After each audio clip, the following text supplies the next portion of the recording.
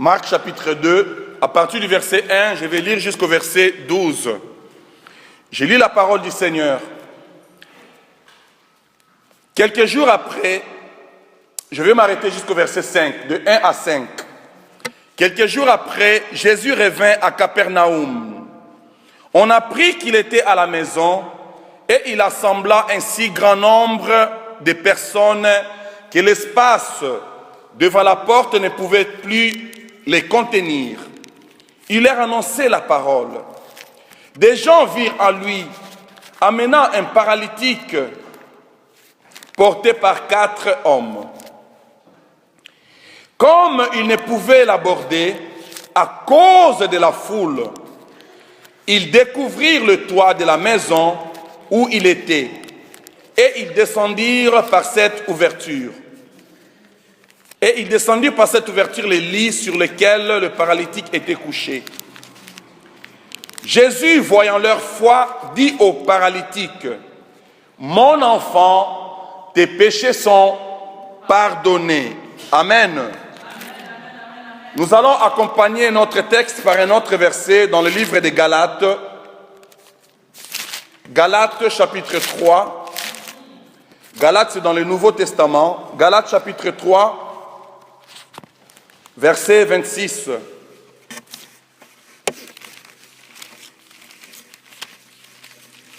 Galates chapitre 3 au verset 26.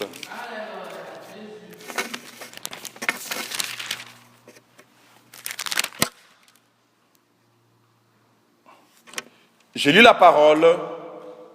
Car vous êtes tous fils de Dieu par la foi en Jésus-Christ.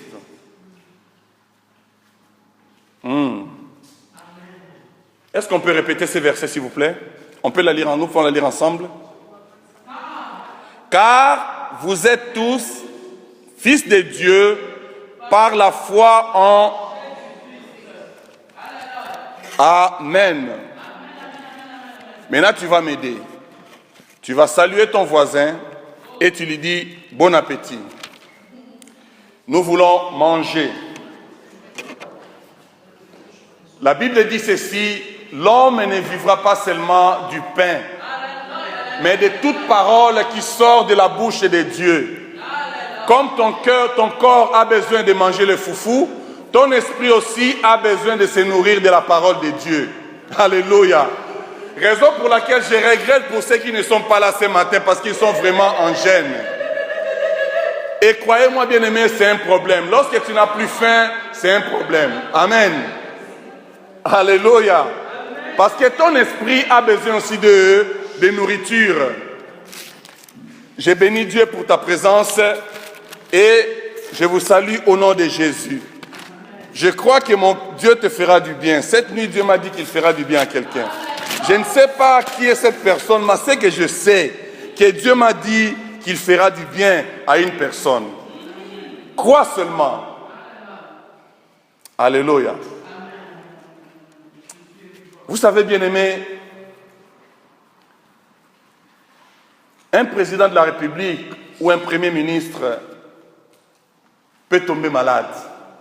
Alléluia. Il peut avoir des problèmes par rapport à sa santé et il va trouver son médecin.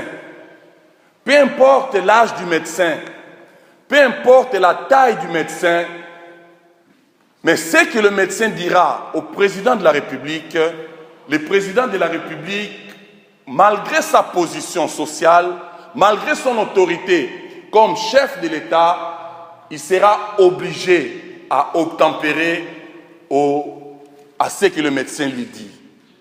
Alléluia.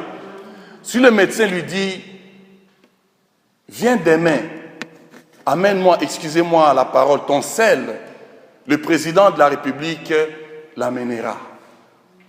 Et si le médecin lui dit, amène-moi ton urine, quelle que soit sa position, il ne demandera pas au garde du corps d'amener l'urine. Alors, alléluia, il ira lui-même, il va apporter son urine.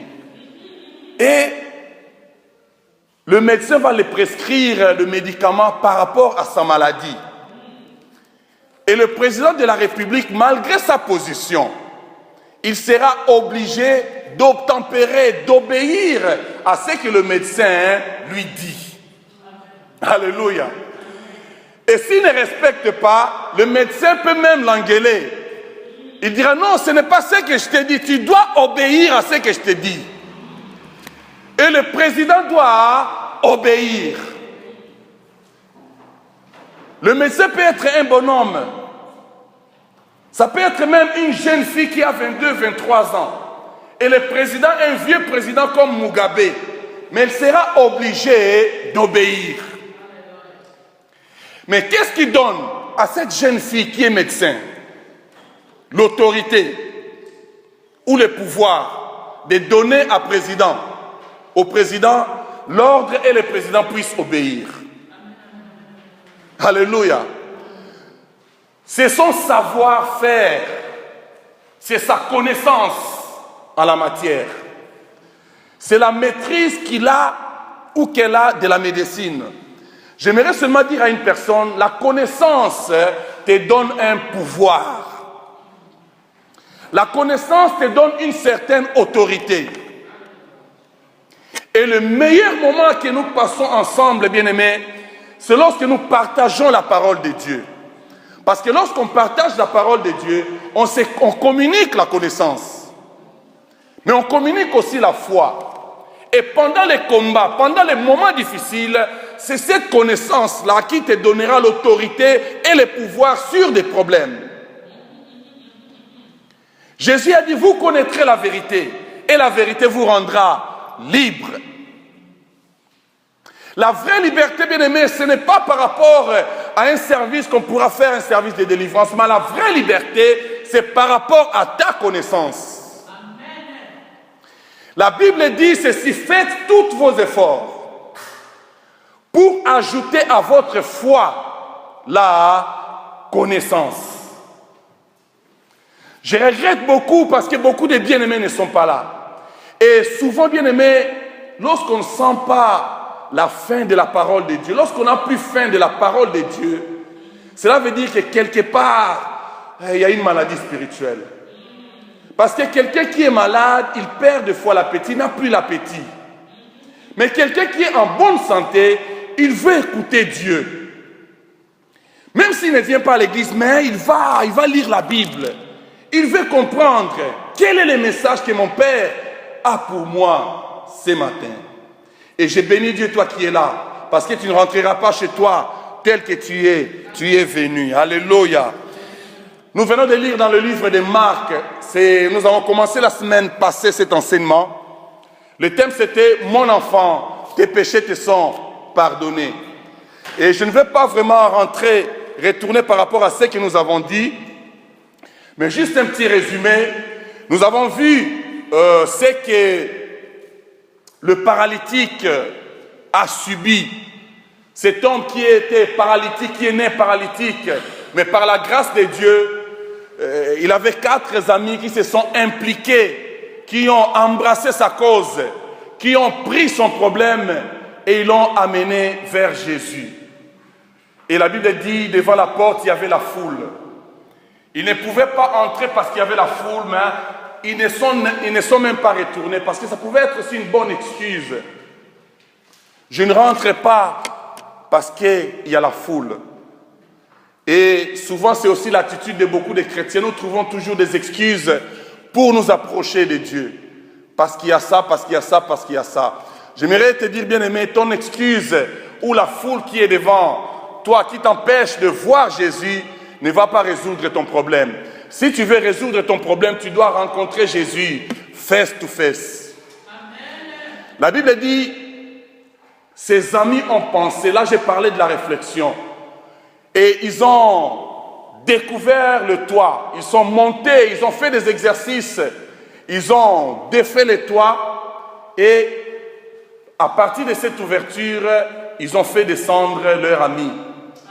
Leur ami qui était paralytique. Et là, j'ai insisté, l'importance de rencontrer Jésus face à face. Nous avons besoin de nous retrouver devant Jésus. Quelles que soient les situations, quels que soient les problèmes, c'est ton expérience avec Jésus. ta rencontre avec Jésus ne permet pas à la foule de t'empêcher de rencontrer Jésus. Je parlais de la foule, j'ai dit il y a aussi beaucoup de chrétiens qui font part de la foule. Ce sont des chrétiens qui ne s'arrêtent qu'à la porte. Au lieu d'entrer, ils sont à la porte. On n'arrive pas à comprendre. Ils sont à l'intérieur ou ils sont à l'extérieur. Aujourd'hui, ils sont à l'église. Demain, on les retrouve dans des bars. Aujourd'hui, ils viennent prier Dieu. Ils prient même en langue. Mais demain, on les retrouve dans des boîtes de nuit. Ce sont des chrétiens qui font partie de la foule. Et souvent, lorsqu'on suit ce genre de chrétiens, on risque de rater notre bénédiction. Parce qu'ils seront une barrière qui peut nous empêcher de voir Jésus. Et croyez-moi, bien-aimés, parmi la foule, il y a eu aussi des gens qui étaient dans la même foule, alors que Pilate jugeait Jésus, c'était les mêmes gens qui criaient, crucifiez-les, crucifiez-les.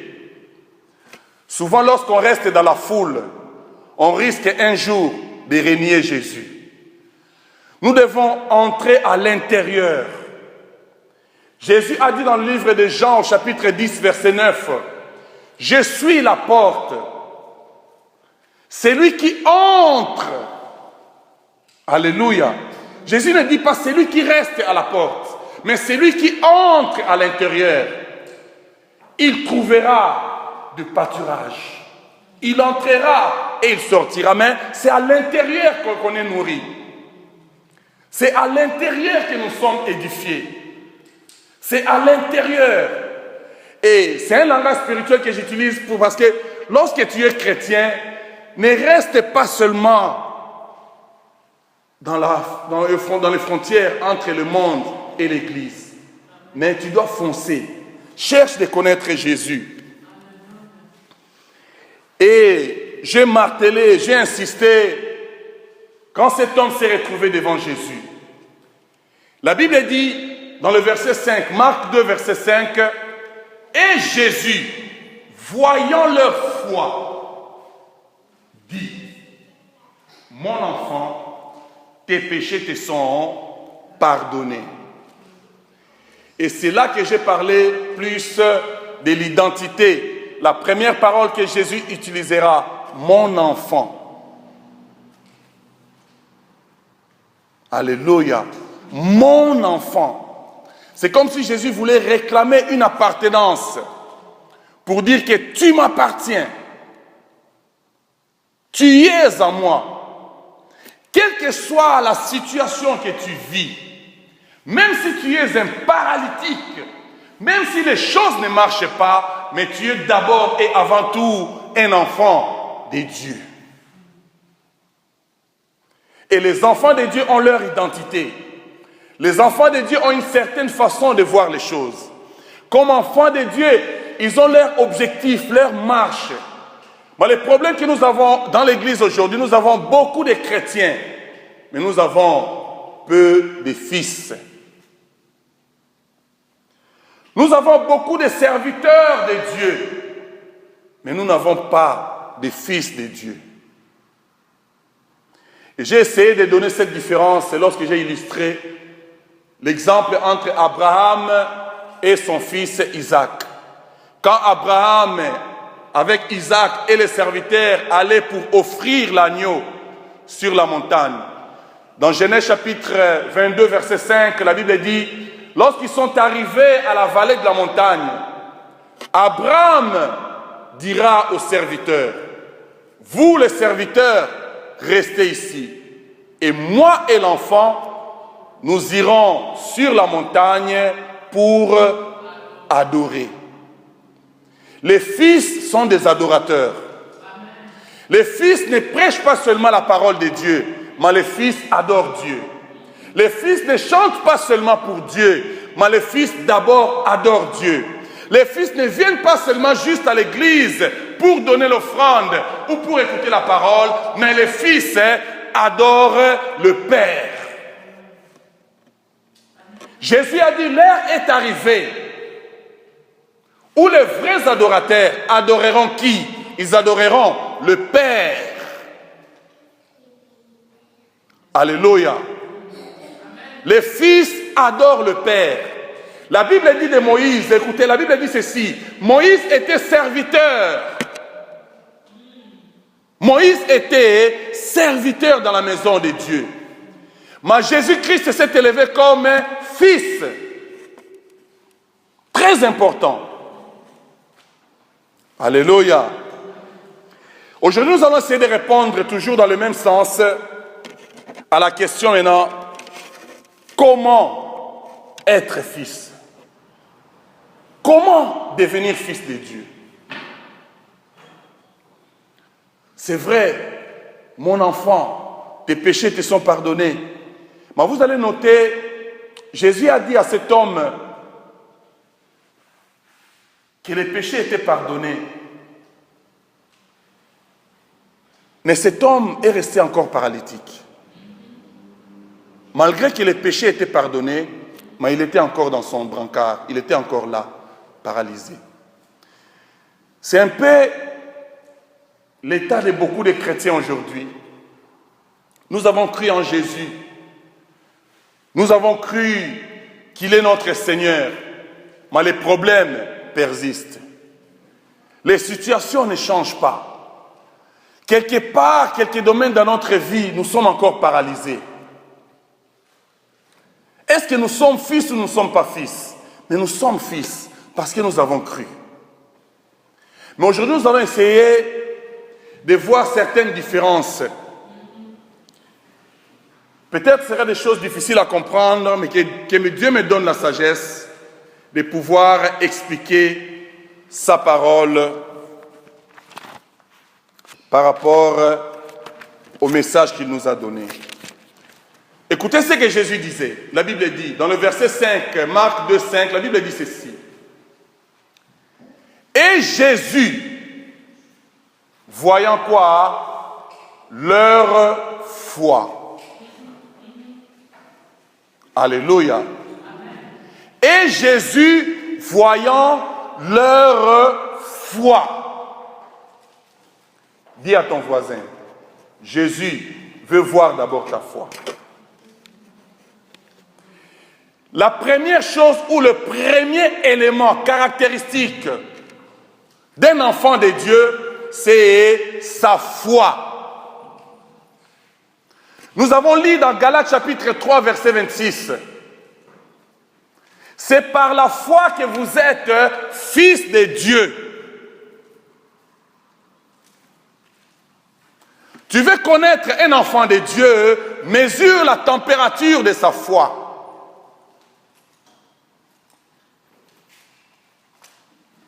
As-tu réellement foi en Dieu?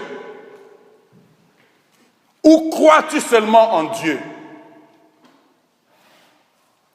Le problème de l'Église aujourd'hui, les chrétiens sont des croyants. Ils croient en Dieu. Mais ils n'ont pas foi en Dieu. Je vais l'expliquer. Alléluia. La Bible dit, même les démons croient. Et ils tremblent. Est-ce que les démons ont la foi? Alléluia. Est-ce que tous ceux qui croient en Jésus sont sauvés? Le problème, ce n'est pas seulement croire. Mais le problème d'un enfant de Dieu, c'est la foi. Le problème de l'Église, nous avons beaucoup de croyants.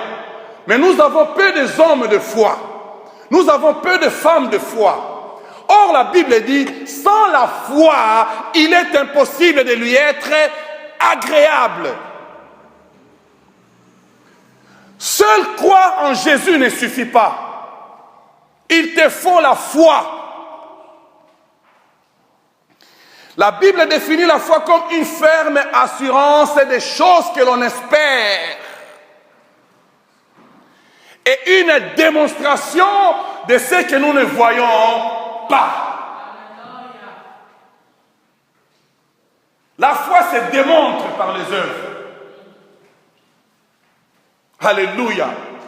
Jésus a vu leur foi. Pourquoi? Parce que ces gens ont démontré leur foi.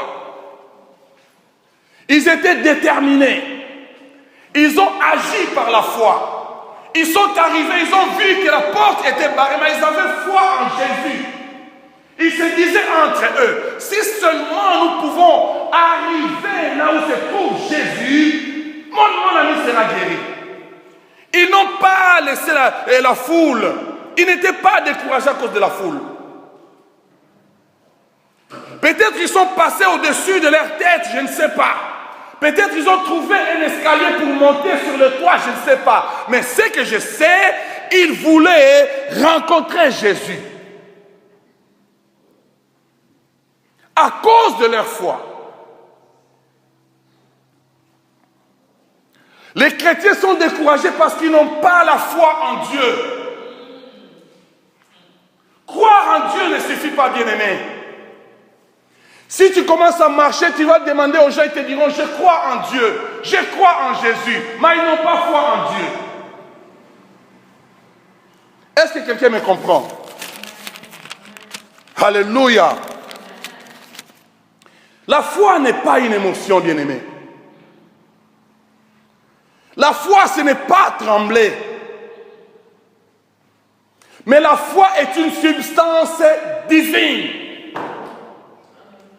La Bible dit, c'est par grâce que vous êtes sauvés. Mais cela ne vient pas de vous. C'est par le moyen de votre foi. Et la Bible dit, c'est un don de Dieu. C'est Dieu qui dépose la foi dans ton cœur. Alléluia. Si Dieu ne dépose pas la foi dans ton cœur, tu restes dans la dimension de croire. C'est très important, bien aimé, la différence entre croire et foi. Croire, c'est un verbe. Le verbe croire. Je ne suis pas un professeur de français, mais je sais au moins. Le verbe exprime l'action du sujet. Alléluia. Le pasteur Jean Bénilde croit en Dieu. C'est moi qui suis le sujet. Et le verbe exprime ce que moi je crois par rapport à Dieu. Alléluia. En quelque sorte, lorsqu'on parle de croire, c'est un acte de la volonté de l'homme. C'est ta part, c'est toi qui dois croire. Mais la foi, c'est un nom. Ce qu'on peut dire, c'est un substantif. En italien, on appelle ça sostantivo, c'est-à-dire substantif. Je crois aussi en français. C'est-à-dire, c'est un nom. Alléluia. Les noms expriment l'état d'une chose. Alléluia. La foi, c'est une substance que Dieu dépose dans ton cœur. La foi est divine. La Bible dit, sans la foi, il est impossible de lui être agréable. Que toute personne qui s'approche de Dieu doit croire que Dieu existe. Non seulement tu dois croire que Dieu existe, mais tu dois croire aussi qu'il est le rémunérateur. Waouh! J'aime la parole. J'aime le mot rémunérateur. Rémunérateur signifie celui qui paye. La Bible dit il est le rémunérateur de ceux qui le cherchent. Alléluia. Il est le rémunérateur de ceux qui le cherchent. En quelque sorte, c'est comme si Dieu me donne la foi quand je le cherche. Vous comprenez? Il faut qu'il y ait une action de ma part. Ça ne se limite pas parce que je crois. Ma foi doit être accompagnée d'une action. Je dois poser des actes de foi. Je dois faire quelque chose pour ma foi. Je crois que Dieu existe. Mais puisqu'il est le rémunérateur de ceux qui le cherchent, cela m'implique à le rechercher. Et puisque je vais le rechercher, je vais le trouver. Et quand je le trouve, il exauce ma prière parce que je l'ai recherché. Voilà là où la foi naît. Alléluia. Il était paralytique. Mais ces hommes ont appris. Ils ont reçu une révélation. La révélation de la volonté de Dieu, c'est très important, bien-aimé. Dans la démarche de foi. Tu dois d'abord avoir des informations sur Dieu. Dieu doit se révéler dans ton cœur. Tu dois connaître la volonté de Dieu pour ton problème. Ces hommes ont appris que Jésus était à Capernaum. Ils ont reçu la révélation que Jésus était dans la ville. Ils ont fait les enquêtes pour comprendre qu'il était dans telle adresse, dans cette maison-là. Ils ont cru.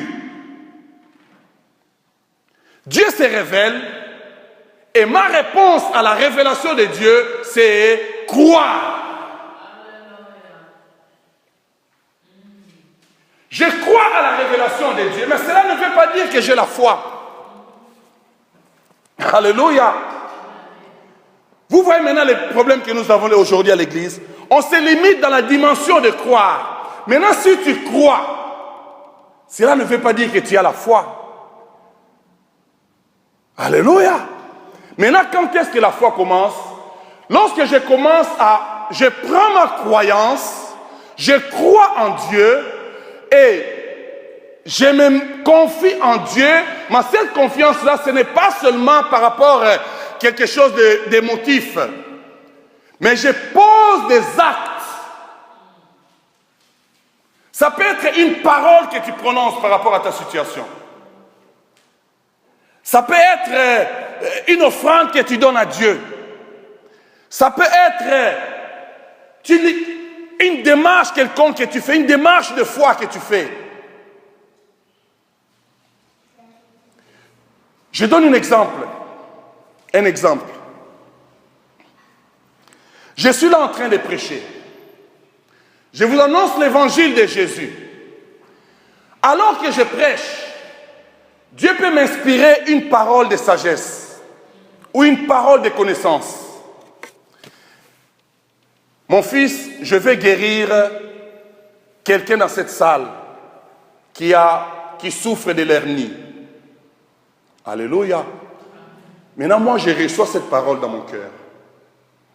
Cela ne veut pas dire que, parce que Dieu a dit qu'il veut guérir, que Dieu tout de suite, il guérit. Vous comprenez? Vous comprenez le mécanisme? J'ai cette parole que Dieu m'a donnée. Maintenant, je dois croire à cette parole. Ma première démarche. Je dois croire, Seigneur. Ce matin, Dieu veut guérir une femme. Ce matin, Dieu veut guérir quelqu'un qui a le cancer. Je crois en cette parole. J'ai reçu la révélation. Maintenant, je réponds à cette révélation parce que je crois, mais je dois poser un acte de foi. Comment est-ce que je pose l'acte de foi? Lorsque je libère maintenant cette parole dans la salle, dans l'auditoire. Vous comprenez? Je libère la parole. Dans cette salle, il y a une femme qui a un problème tel. Il y a une femme qui souffre de l'estomac. Dieu m'a dit qu'il veut te guérir. C'est là maintenant que la foi est libérée. Alléluia. La foi est libérée seulement lorsque nous posons des actes. Comme ces gens-là, la Bible dit, ils sont arrivés, il y avait la foule. Mais ils n'ont pas regardé la foule. Ils ont fait quelque chose bien aimé, ils n'ont même pas pensé, mais le propriétaire de cette maison, qu'est-ce qu'il dira? C'est ça la foi. Ils sont montés en haut. Ils ont défait le toit. La Bible dit, ils défirent le toit. Ils ont pris leur ami, ils l'ont fait descendre vers Jésus. La Bible dit, dès dès que Jésus voit l'ami, Jésus dira, la Bible dit, et Jésus voyant leur foi. La foi s'exprime. Il faut des actes de foi, bien-aimés. Pourquoi il n'y a pas de miracles dans l'église? Parce que nous ne sommes pas encore arrivés à la dimension de foi. Nous sommes restés dans la dimension de je crois en Dieu, je crois en Jésus. La foi, bien-aimés, c'est une puissance. La Bible dit dans Éphésiens chapitre 6, verset 16, par-dessus toute chose, prenez sur vous le bouclier de la foi, avec lequel vous pouvez éteindre tous les traits enflammés du diable. La Bible dit tout ce qui est né de Dieu triomphe du monde. Mais la victoire qui triomphe du monde, c'est notre foi. Enfants de Dieu, ayons foi en Dieu. Écoutez ce qui se passe dans le livre de Marc, au chapitre 9, le verset 24, à partir du verset 22. Le verset 24, il dit ceci. Nous allons lire Marc, chapitre 9. C'est là que nous voyons les concepts que je suis en train d'expliquer. Tu te limites seulement à croire, mais tu n'as pas la foi. Écoutez ce que la Bible dit. À partir du verset 23, je vais lire à partir du verset 23 jusqu'au verset 25. Jésus lui dit, si tu peux, tout est possible à celui qui y croit. Alléluia. Jésus dit, tout est possible à qui? À celui qui... En quelque sorte, si tu crois, il y a certains vocabulaires qui ne doivent plus exister dans ton langage. Tu dois éliminer certains vocabulaires. L'impossible n'existe pas pour celui qui croit. Aussitôt le père de l'enfant s'écria, je crois.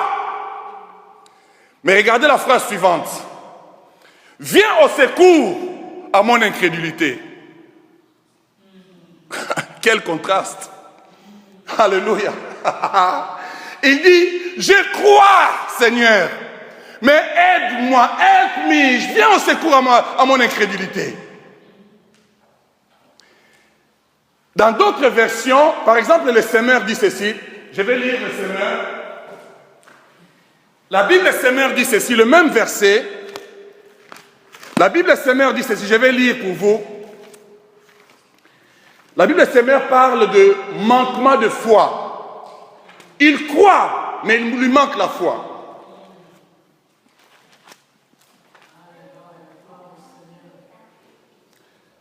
Cette parole que je vous enseigne, bien aimé, c'est vraiment une révélation que ça va beaucoup t'aider. Ça va vraiment t'aider. Ah, Semeur dit ceci. Si tu peux, répliqua Jésus, le verset 23, tout est possible à celui qui croit. Aussitôt le père de l'enfant s'écria, je crois, mais aide-moi, car je manque de foi. Il croit, mais il manque de foi. Alléluia. Donc tu peux croire, mais ne pas avoir la foi. Maintenant, qu'est-ce que tu dois faire si tu n'as pas la foi? Tu dois maintenant demander à celui qui donne la foi. Voilà l'importance de la prière. Tu dois maintenant demander à Dieu. La Bible dit que c'est lui qui manque de sagesse qu'il demande. Demande à Dieu la foi. Parce que c'est la foi qui te qualifie à recevoir les bénédictions de Dieu. Tu peux avoir des choses, tu peux avoir des biens, tu peux avoir l'argent. Mais tu l'as eu parce que par la grâce de Dieu. Mais la foi, c'est autre chose. La foi, ça te donne la paix.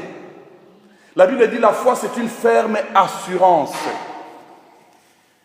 C'est plus que l'assurance vie. La foi te rassure. Si tu as la foi, tu sens que je ne suis pas seul. Tu sens que Dieu marche avec moi. Tu sens que même si je suis paralytique aujourd'hui, mais Dieu est là. Tu le sens. Alléluia. Aie foi en Dieu. La foi de Dieu. La foi dont je parle, bien aimé, il y a deux types de foi. Il y a la foi qu'on peut appeler le fruit de la foi. La Bible dit, nous sommes sauvés par les moyens de la foi. C'est comme une sémence que Dieu dépose dans notre cœur. Le fruit de la foi. Le deuxième aspect de la foi, c'est le don de la foi. C'est la foi en action. Le fruit de la foi, ça implique plus notre caractère. Lorsque nous sommes sauvés, ça doit grandir en nous. C'est le fruit de la foi qui nous aide. La Bible dit, le juste vivra par la foi. C'est ce fruit de la foi-là qui nous aide à vivre la vie chrétienne. Ça nous justifie. Nous sommes justifiés par la foi. Et j'irai même plus loin, bien-aimé. Même lorsqu'on parle de délivrance, sans la foi, tu ne peux pas être délivré. Comment tu peux délivrer quelqu'un qui n'a pas la foi? Maintenant, je pourrais répondre à la question d'une personne. Lorsqu'on ne comprend pas, les gens viennent à l'église, mais ils ont des problèmes. Ils passent à travers les services de délivrance.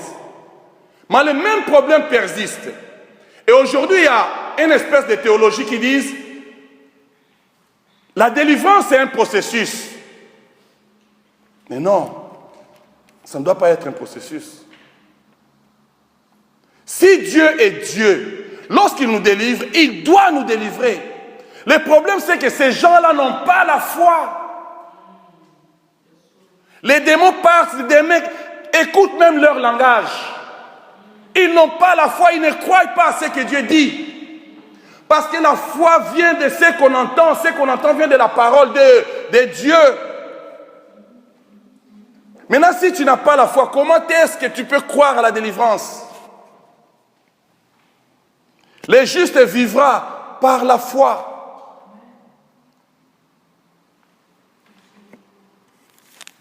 Alléluia. Comme je disais, croire, c'est un acte de notre volonté. C'est moi qui choisis de croire ou c'est moi qui refuse de croire en Dieu. Mais la foi est divine.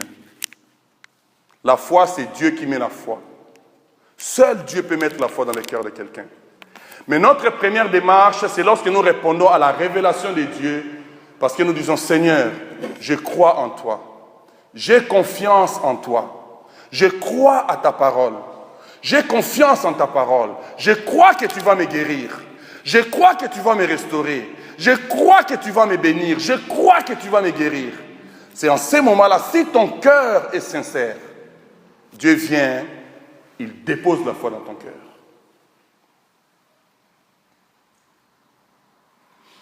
Alléluia. Alléluia. Est-ce que quelqu'un comprend? C'est très important ces choses. C'est capital même. Je vais vous donner 4 étapes. Ce sont les 4 étapes qui pourront t'aider à expérimenter ton miracle, à produire des choses dans ta vie.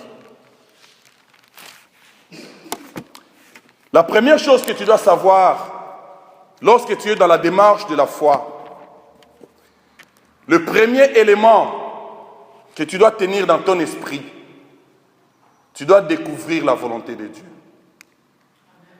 La révélation de la volonté de Dieu.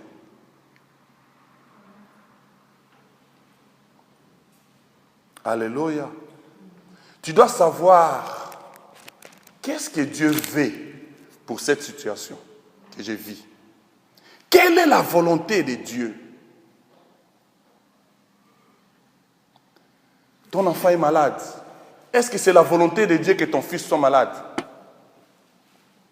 Alléluia. Tu n'as pas d'enfant. Est-ce que c'est la volonté de Dieu que je n'aie pas d'enfant? Quelle est la volonté de Dieu pour mon problème? Tu peux les recevoir par prophétie. Tu peux les recevoir dans la parole de Dieu. Tu peux les recevoir à travers la bouche des serviteurs de Dieu. Mais tu dois faire une démarche pour comprendre quelle est la volonté de Dieu.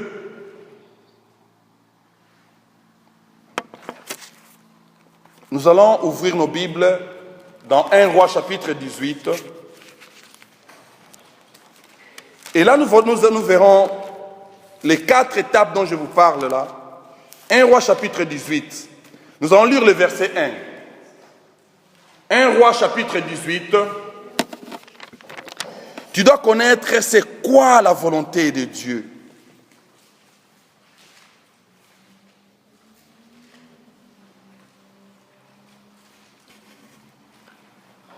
C'est l'histoire d'Élie. Élie, c'était un homme de foi. Jacques nous l'affirme encore. Lorsque Jacques nous dit dans le livre de Jacques, chapitre 5, en parlant d'Élie, Jacques dit ceci. Élie était un homme de la même nature que toi. Waouh! Élie n'était pas différent de moi. Élie était comme toi. Il avait notre nature. Mais Élie était capable de prier. La Bible dit, il a prié et le ciel, il n'a pas plu pendant 3 ans et 6 mois. Parce qu'un homme a prié. Mais cet homme-là n'était pas différent. Et lorsqu'il a prié encore, Dieu a écouté sa prière et il a ouvert le ciel. Et il y a eu la pluie. C'était un homme de foi. Voilà les hommes dont l'Église a besoin aujourd'hui. Les hommes de foi. Les femmes de foi, les hommes qui peuvent dire un mot et Dieu écoute dans les cieux et Dieu le fait.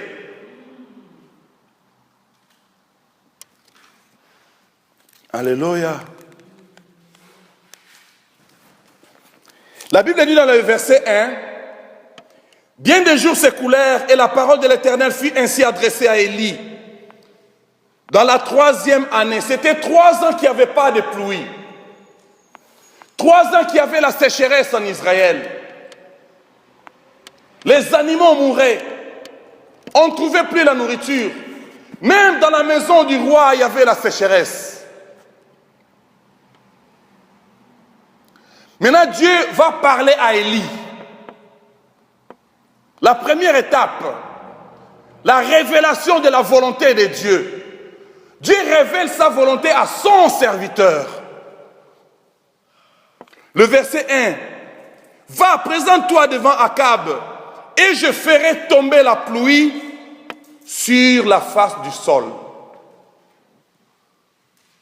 Dieu révèle sa volonté. Notre problème, parce qu'on n'écoute pas Dieu. Lorsque les pasteurs parlent, tu ne vois pas le Dieu qui est derrière ton pasteur, mais tu vois plus l'homme que tu connais. Nous n'écoutons pas Dieu, bien-aimés. Il y a des choses que Dieu nous a dit. Je l'ai même annoncé ici à l'église. Mais vous regardez, les gens sont distraits. Nous n'écoutons pas Dieu. J'ai reçu des révélations pour cette église. Je l'ai annoncé à l'église, mais on n'écoute pas Dieu. Je ferai tomber de la pluie sur la face du sol. Maintenant, Élie reçoit la révélation. Dieu se révèle à Élie. Dieu dit à Élie, regarde ce que je vais faire. Il y a 3 ans, il n'y a plus et il ne pleut plus. Mais maintenant, ma volonté, c'est de faire tomber la pluie. Élie reçoit cette révélation. Qu'est-ce qu'il fait? Il obéit à la révélation. Il croit à ce que Dieu dit. Et Élie se met tout de suite en action. Dieu lui a dit, va te présenter devant Akab. Élie se met tout de suite en mouvement parce qu'il cherche maintenant de rencontrer Akab. Maintenant, à partir du verset 2 jusqu'au verset 40, c'est le combat. Alléluia. C'est ce que j'appelle le combat de la foi. Nous sommes plus limités au niveau de croire. Parce qu'il y a encore les prophètes des Baals qui sont en train de déranger nos vies. Il y a encore certaines choses qui sont en train de déranger nos vies. Raison pour laquelle on n'arrive pas à toucher à la foi. On a reçu la révélation. Nous connaissons ce que Dieu veut faire dans nos vies. Mais qu'est-ce que nous faisons avec ça? Qu'est-ce que nous faisons avec la révélation? Il y a des choses que Dieu peut faire dans ta vie seulement s'il juge les prophètes des Baals de ta vie. Les prophètes des Baals sont ceux qui persécutent ta vie. Ils ont besoin d'être jugés. Mais Dieu te dit d'abord, crois à ma parole, crois à ce que je veux faire. Crois en Dieu. Alléluia. Élie avait la révélation, mais il tenait sa révélation. Il savait que Dieu allait faire tomber de la pluie. Mais écoutez le verset 40. Après avoir combattu avec les prophètes de Baal, il y avait 450 prophètes de Baal et 400 prophètes d'Astarté. Élie dit, nous allons monter sur le haut de la montagne. Et c'est là que nous allons défier. On connaîtra si réellement l'Éternel est Dieu, si l'Éternel n'est pas, si Baal est Dieu. Le temps est arrivé, bien-aimé, que l'on sache que l'Éternel est Dieu dans ta vie. Le temps est arrivé, bien-aimé, que tous ceux qui persécutent ta vie, que Dieu commence à les juger. Le temps est arrivé, bien-aimé, de monter dans la montagne de Baal, dans la montagne de Carmel, pour défier les prophètes de Baal.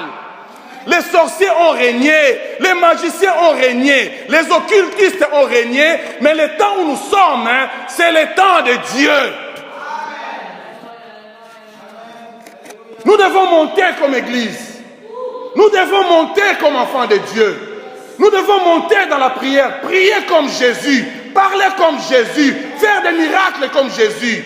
Ce n'est plus le temps de définir définition. Non, non, non, non, non, non. C'est le temps de voici les miracles qui accompagneront ceux qui auront cru.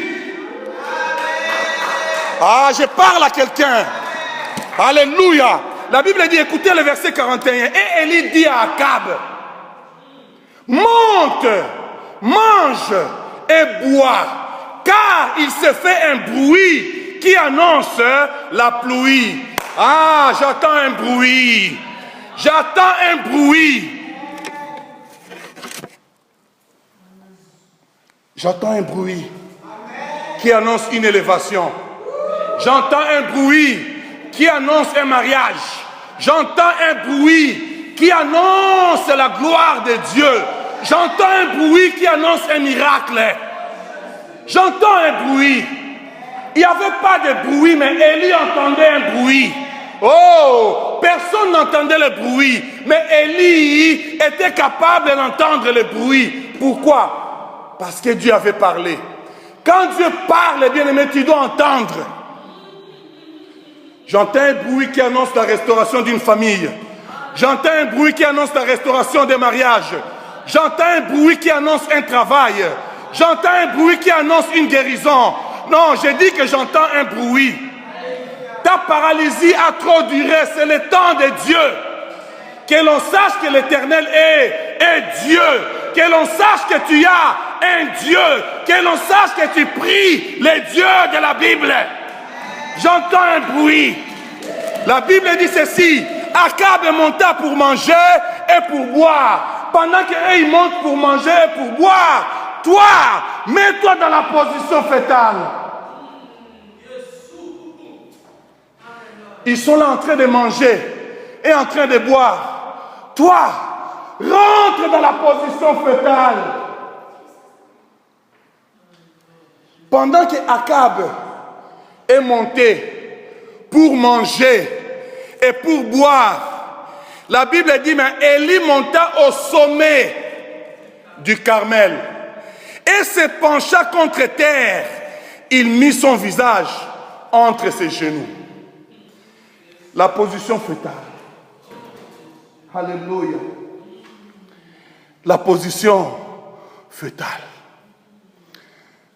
Une bénédiction. Tu vas enfanter une bénédiction bientôt. Ce que tu vis là, c'est seulement les douleurs d'enfantement. Tu vas enfanter une bénédiction. Je ne sais pas ce que Dieu fera, mais je vous assure que nous sommes dans les calendriers de Dieu.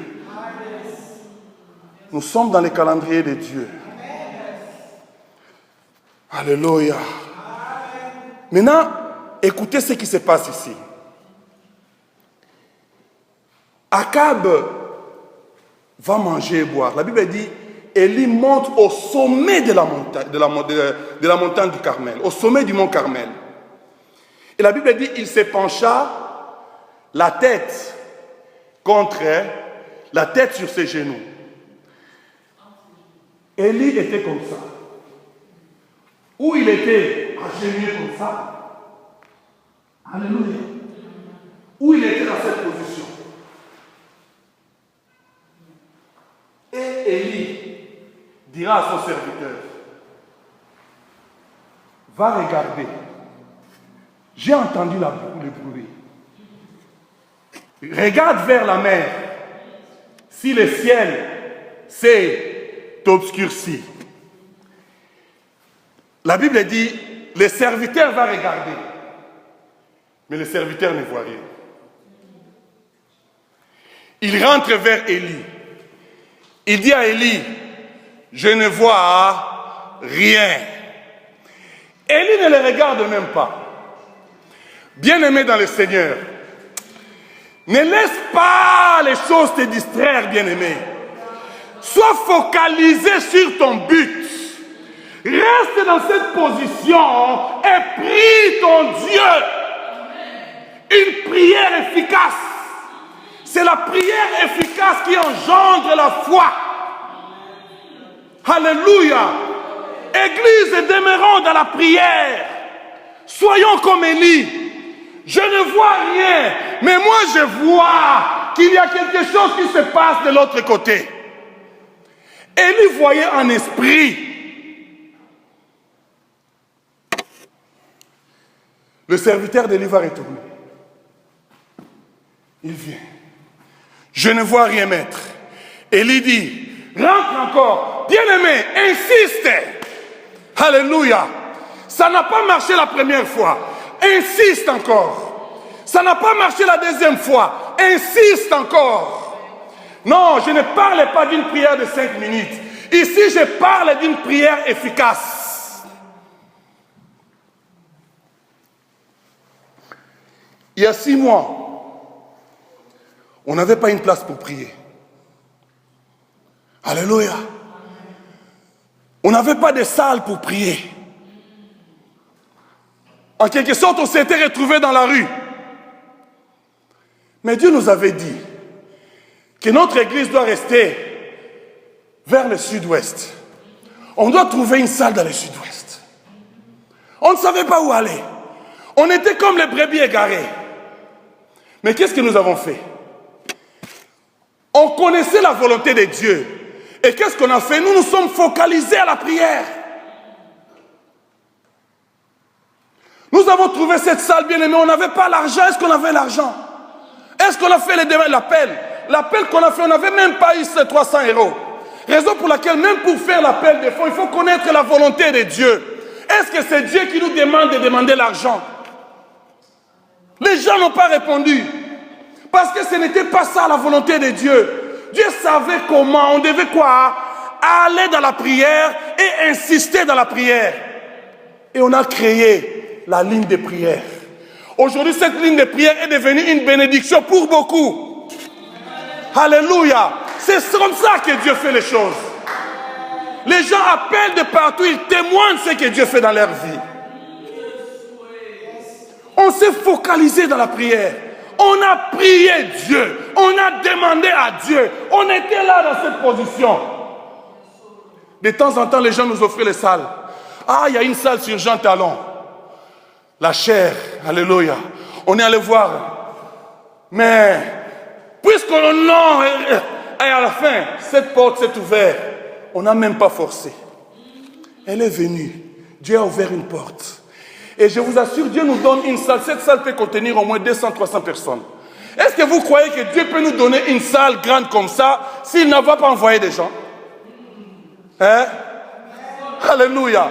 Ne vous y trompez pas, bien-aimés. Croyez en Dieu. Dieu n'est pas un Dieu de désordre. Soyons focalisés sur le but, sur notre but. Nous avons une vision. Élie avait cette vision. Et qu'est-ce qu'il va faire? Il va maintenant entrer dans la prière.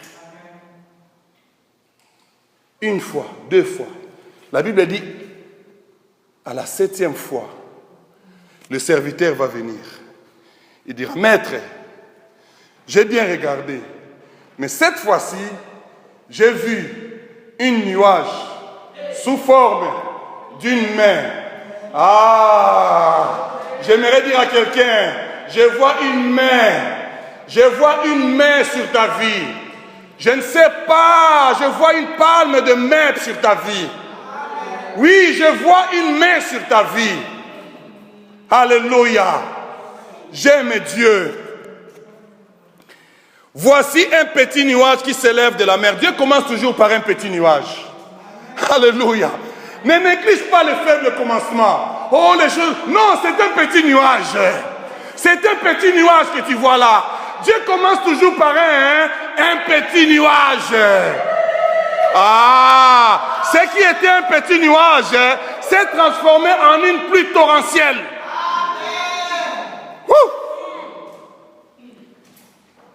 Un petit nuage qui s'élève de la mer et qui est comme la pomme de la main d'un homme.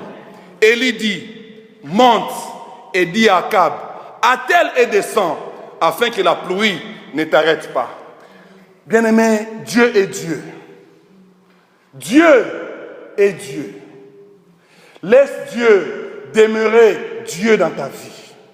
Laisse Dieu être Dieu dans ta vie. Ce matin, je veux vraiment t'encourager.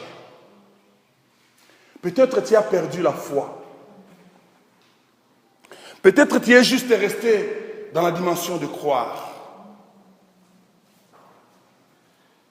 Cherche de sonder Dieu. Qu'est-ce que Dieu a dit pour ta vie? Quelle est la volonté de Dieu pour ta vie?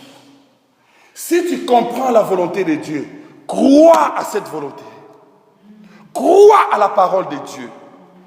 Si tu n'as pas de foi, prie Dieu. Demande à Dieu, donne-moi la foi. Quand Dieu va déposer la foi dans ton cœur, la première chose que tu vas sentir, c'est la paix du cœur.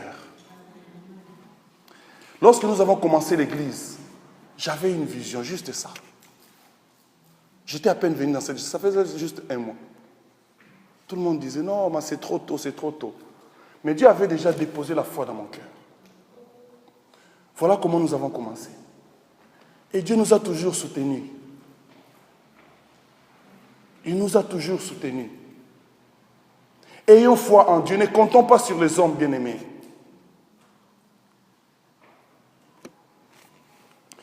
Quand Jésus est entré dans une ville à Capernaum, la Bible dit, dès qu'il rentre, il y avait un officier romain. L'officier romain va envoyer des gens vers Jésus. Parce qu'il avait un serviteur qui était malade. Et ces gens-là, dès qu'ils arrivent chez Jésus, écoutez ce qu'ils disent. Maître, il y a un officier romain qui a un serviteur qui est très malade et il est sur le point de mourir. Ils vont dire, il mérite que tu ailles chez lui. Il mérite que tu ailles chez lui. Souvent, c'est là notre problème. Nous voulons venir vers Dieu avec nos mérites. Je mérite que Dieu fasse ceci dans ma vie. Pourquoi? Parce que je le sers. Je mérite. Pourquoi? Parce que je suis une bonne personne. Ce n'est pas un principe de mérite, bien-aimé. Dieu n'agit pas par mérite, mais Dieu agit par la foi. Ils vont dire, il mérite que tu ailles chez lui, Seigneur, parce qu'il a bâti notre synagogue. il aime notre peuple, il fait ça, il fait ça. Ce n'est pas le temps de faire, bien-aimé, mais c'est le temps de se soumettre à la grâce de Dieu. La Bible dit la loi est venue avec Moïse. Non, la loi nous a été donnée par Moïse. Dieu a donné la loi. Mais la grâce et la vérité sont venus en Jésus-Christ. Nous n'avons rien fait. Ils sont venus. Ils sont venus en Jésus. Maintenant, Jésus va chez l'homme. Cet homme était un étranger. Mais il comprenait les principes de la foi mieux que les légalistes. C'est ça le problème aujourd'hui. On ne comprend plus les principes de la foi. Nous croyons que Dieu va faire dans nos vies par ce que nous faisons des jeûnes. Ce n'est pas à cause de ton jeûne. Ce n'est pas à cause de tes prières. Mais c'est par ta foi. L'homme arrive chez Jésus et dit, Jésus n'était même pas arrivé. L'homme devant Jésus dit, Seigneur, je ne suis pas digne. Bien-aimés, nous ne sommes pas dignes de recevoir de Dieu. Personne ne mérite. Ce que tu as, c'est seulement par la grâce de Dieu. La Bible dit, en lui, nous avons le mouvement et l'être. Même le matin, quand tu te lèves, tu prends ton petit déjeuner là, remercie Dieu. Remercie Dieu, tu le fais par la grâce de Dieu. Par la grâce de Dieu. Cet homme dit, je ne suis pas qualifié que tu viennes dans ma maison. Mais dis seulement un mot. Un mot seulement. Et mon serviteur sera guéri. Un seul mot de Dieu suffit pour changer ta vie. Un seul mot. Ce ne sont pas tes jeûnes, ce ne sont pas tes prières, ce n'était pas ta fréquence à l'église. Un seul mot de Dieu suffit. Maintenant, cet homme va illustrer quelque chose d'extraordinaire. Il dira à Jésus, moi qui te parle, je suis soumis aux autorités. Alléluia. Mais j'ai derrière moi des hommes qui sont soumis aussi à mon autorité. Si je dis à l'un, va, il va. Si je dis à l'autre, viens, il vient. Si je dis à l'autre, fais ceci, il le fait. La Bible dit, et Jésus était étonné. Yesu akamwa. Jésus n'a pas été étonné par la foi d'un religieux, mais c'était plutôt par les principes de foi appliqués par un païen. Pour dire seulement, toute chose t'est soumise. Tu es capable de dire ce que tu veux. Donc il a compris les principes de foi. La foi fonctionne lorsque nous nous soumettons à la grâce de Dieu. Tu comprends que moi là, je ne suis pas capable. Tu comprends que cette situation-là, je ne peux pas la résoudre. Maintenant, qu'est-ce que tu fais? Tu te soumets à la grâce de Dieu. Et quand on se soumet à la grâce de Dieu, cela nous pousse à prier. Il y a deux choses qui se passent lorsque réellement on applique les principes de foi dans notre vie. La première chose, nous plaisons à Dieu. La Bible dit Jésus fut dans l'admiration. Il fut dans l'étonnement, mais il fut aussi dans l'admiration. Il va admirer cet homme. La deuxième chose, Jésus a témoigné pour lui. Dieu va témoigner sur ta vie. Et ce que j'aime de Dieu, lorsque Dieu témoigne, le témoignage de Dieu ne s'arrête pas seulement à Alléluia. Ce n'est pas comme les hommes témoignent. Les hommes témoignent en parole. Mais Dieu, quand il témoigne, ce sont des signes. Alléluia. Les témoignages de Dieu, Dieu pour confirmer qu'il est avec toi, il doit faire une chose dans ta vie. Que tout le monde voit que réellement tu marches avec Dieu. Alléluia. J'ai prie Dieu, que Dieu puisse s'élever et témoigner. Comme il a témoigné chez ses centeniers. En Israël, je n'ai jamais vu une foi comme celui-ci. Que le Seigneur puisse bénir sa parole. J'aimerais qu'on s'élève. Qu'on s'élève. J'ai senti Dieu nous parler. Amen.